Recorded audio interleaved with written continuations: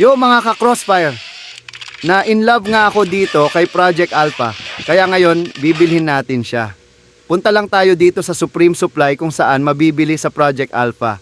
May kasama na din itong 600 worth ng Crossfire coin na mamaya gagamitin natin sa draw ng Dream Gun ko. Bayaran na natin gamit ang nakalink na GCash account natin. At ito na nga, nabili na natin si Project Alpha.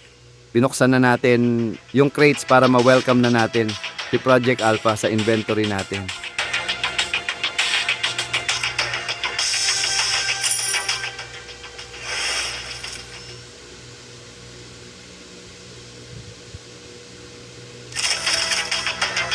Grabe. Sobrang ganda talaga ni Project Alpha. Tignan mo naman yung katawan, bro. Tapos isa pa sa feature niya, pwede siya sumipa si pasulit yung bayad natin. Dito mga ka-Crossfire, sa halagang 480 pesos, sulit na talaga at pwede mo ipagmayabang. Kung di ka pa nakaka-follow o subscribe sa akin ka-Crossfire, baka naman. Haha, kung gusto mo ng mga ganito pa na content, press mo lang yung follow o subscribe at mag-iwan ka na din ng comment sa kung ano ang gusto mo na susunod ko i-flex. Punta naman tayo dito sa draw mga ka-Crossfire.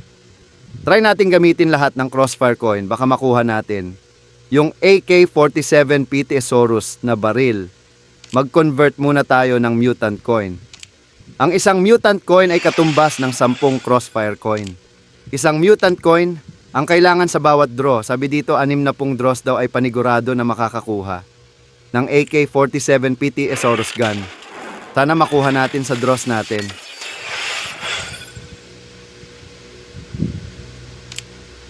Ayun mga ka-Crossfire, hindi natin nakuha pero okay lang. Yan, meron naman tayo Subject Alpha.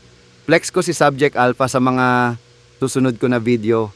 Kaya huwag kalimutan mag-follow or subscribe at pindutin mo na din yung notification para updated ka sa mga videos ko. Salamat mga ka-Crossfire.